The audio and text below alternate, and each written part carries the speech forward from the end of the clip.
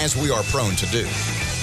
When State Representative Cedric Glover is here before we get to the serious. You don't know y'all's little bromance talk is going on. You don't know the Allen Iverson. Okay, you do know that former Georgetown guard, 76ers guard, probably destined for the Hall of Fame, Allen Iverson. Absolutely. Practice. Just practice. Allen Iverson, who went through about 150 to 60, maybe 170 $1 million. Yeah. And so much of it was gambling debt. Well, he and his posse. Yeah, but he had you don't know the story about when he would travel. No. He would carry a gym bag with basically toiletries in it. And when he got to a place, he would go to the clothing store, his clothier in each specific city, and he would buy suits, 1 or 2. And he would wear those while he was in City A. And when he left the hotel, he'd leave them there. Man. Who else does that fit? Never knew that story. I never knew Allen Iverson wore a suit. Yes, and he would go to City B, and he would... Headbands, yeah. Yeah. No, he had a stretch where he would basketball shoes, yeah. spend a couple grand... on a custom-made suit. Or suits in each city, and just leave them in the hotel, never to be seen again. Golly. Lots of happy maids around the wake of hell of a yard sale in Boston this week. They'd need a lot of altering to fit anybody. You are headed to Baton Rouge on Monday. I know Alan Seabaugh will be joining us via phone later, so he's on an appropriations guy. So he's headed down there, I guess, for this weekend. I think he's on Ways and Means. Yeah, he's on a different committee. Those are the tax guys, appropriations of the spend guys. You're all going to be tax guys. Come Monday, you're all going to be tax guys. Let's start with the proposed gas tax. John Bell and the Transportation Task Force. You called it the Transportation Task Force. Go ahead. Not the misnomer one may think. Originally came out for 23. We've got a bunch of Chamber of Commerce guys who seem to think 17 is the number. A, what do you know? B, based on the fact it's sort of a consumption tax, which affects everybody, despite economic status or strata.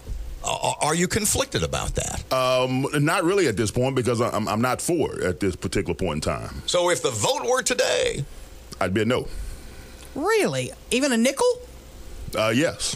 Tell us why. Why? Well, explain what you hear, first of all. Why all these business guys, I mean, the Chamber of Commerce guy, what's his name, Knapp in Baton Rouge? Adam Knapp, The Chamber of Commerce guy here, Magner, is, we think that's a pretty good idea. Explain to us what you know. Well, we've got transportation issues, no doubt, without question. And we need to have additional dollars afforded for transportation. At this point, though, I don't know of any real comprehensive plan or vision for the new dollars that are being asked for. Are we looking to spend these on improving the existing infrastructure? Are we looking to spend these on new super cool projects that we want back in our districts? Is this the way we're going to end up ultimately with a 6-lane highway between Baton Rouge and New Orleans? I don't know any of those things. Is it lack of a plan, or is it the amount, or is it all of that? It's probably all of that at this point. And it's unfortunately kind of indicative of the history that we've had. I mean, one of the things that we've never been able to provide people with effective answers for is what happened with the time program. And that was something that goes all the way back to the Romer administration. It's actually done a great deal of good, and a lot of those projects are either completed or underway, but we never explained to people exactly what it is that happened and why some of those projects that people have been expecting since the 80s are still not yet in place. And all those questions about whether or not we've got monies being diverted for administrative expenses, going to state police, and all of those are the sorts of things that are still up in the air, even for folks like myself who are members of the legislature. Okay, so there's sort of my next question, because you can go online and look, or you can ask people who you think would know, and if you ask 10 people, you get 10 different answers. Maybe you would. What percentage of the gas tax as it exists now, 20 cents a gallon, what percentage of the gas tax as it exists now goes directly to the Fix the Roads Fund? Well, I think that's a question that is still yet to, because if you ask 10 different people, what was the word? Obfuscate. You'll get 10 different answers, and that's part of the problem when you're asking. So how does that happen? Welcome to Louisiana. Welcome to Louisiana. And who's minding the store? Well, I mean, you've got a problem and a process that is decades in the making, and it becomes even a bigger challenge when you realize that, yes, that there is a need. In fact, I've heard you guys refer to it the same as I did, the Louisiana wake-up alarm when you're traveling either east or west on I-20. When you know, bienvenue, we... Yeah. What did you say, bienvenue?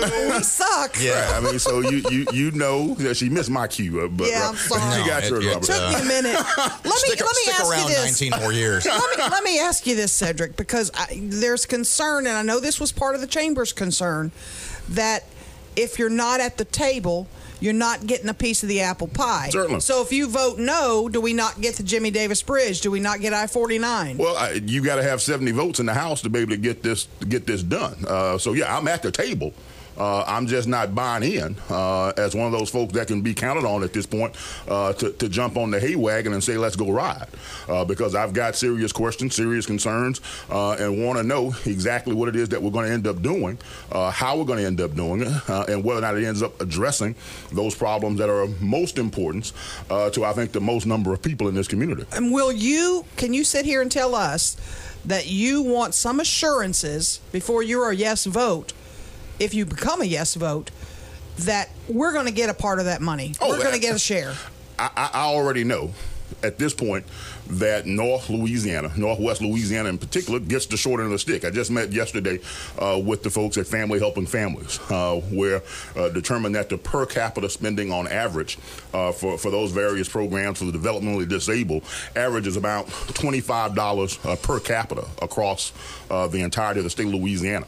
It's about $40 per capita down between Baton Rouge and New Orleans. You know what it is for the 7 parishes of Region 7? No, I'm scared to ask. $14 per person. We're almost $10 less per capita for disabled folks out there like Dwayne E. Barb and other folks who are similarly situated, all of these various families who are at home trying to deal with developmentally disabled children.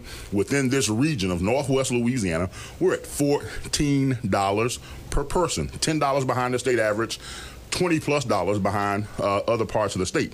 Those are the kinds of continual problems and challenges that we face here in Northwest Louisiana that makes me come in and say to good folks like you all, somebody's trying to kill Northwest Louisiana.